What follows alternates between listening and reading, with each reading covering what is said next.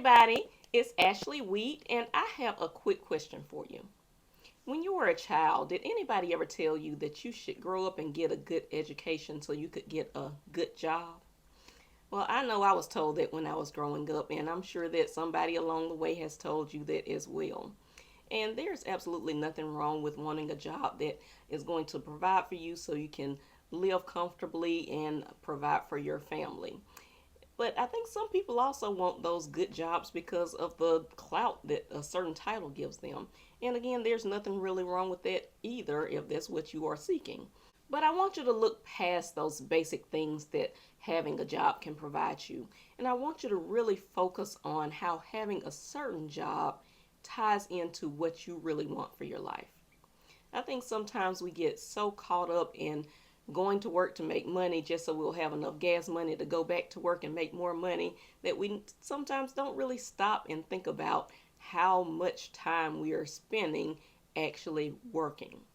Now, don't get me wrong, because money is definitely important in this capitalistic society that we live in. I mean, we all have to eat.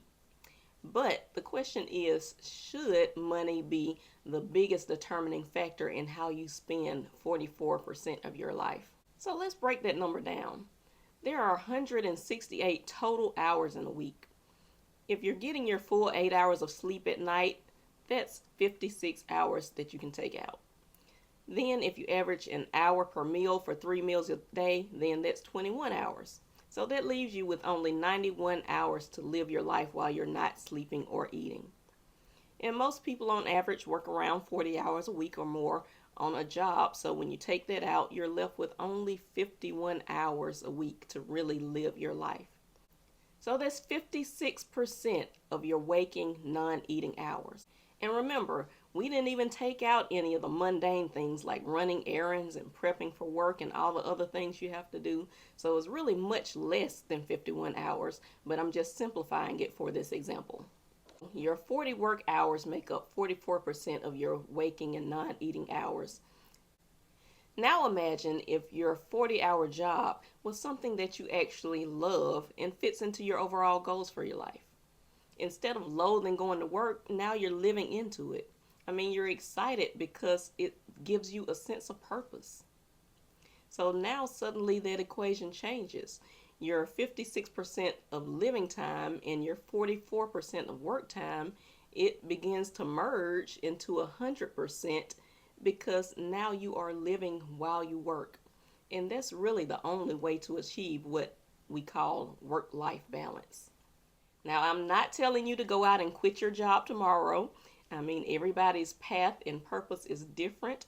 But what I do want you to do is if you're in a position or any activity that you're doing where you don't feel like you're really living into you're not being your best self, I'll put it that way.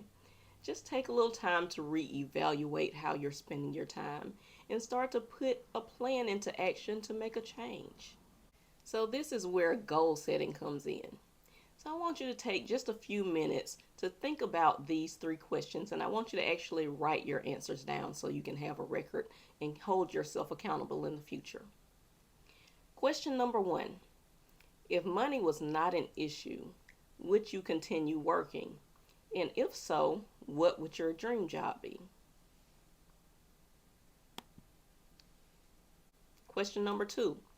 Who are the most important people in your life?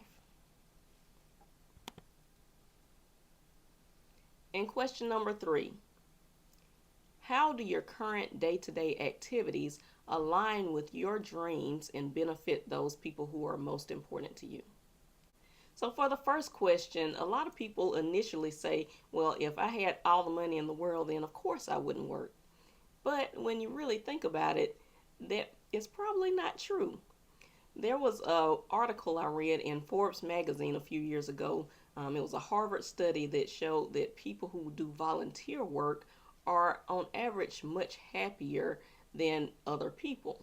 And these people are working for free. So I know people say that money can't buy happiness, and I believe that's true. But I also believe that if you're channeling your money into things that add value to your life, then it can certainly be a channel towards happiness. Everyone has their own purpose in life, And fulfilling that purpose is what makes us happy, no matter how much we're getting paid for it. But of course, it is much nicer if you do get paid for it. The second question provides us with a little bit of perspective. We all have people who are important in our lives, so it's important when we're setting our goals that we are benefiting and not burdening our support system. And notice that I said most important people, because there are definitely different types of people who are going to show up in your life. On one end, there might be people who are completely self serving and will do what they want to do no matter what. And then on the other end, there are people pleasers who are going to go out of their way to make other people happy to their own detriment. So when we're setting our goals, we want to make sure we're giving considerations only to those people who are most important in our lives and have our best interest at heart. The third question should really make you think. Say your dream is to mentor children and help shape the next generation, but you're currently spending your 44% of work time sitting in a cubicle doing accounts payable. You might want to consider changing careers and becoming a teacher or a counselor or something. And the change, of course, is definitely not going to be easy, but with the right action plan, it can be doable.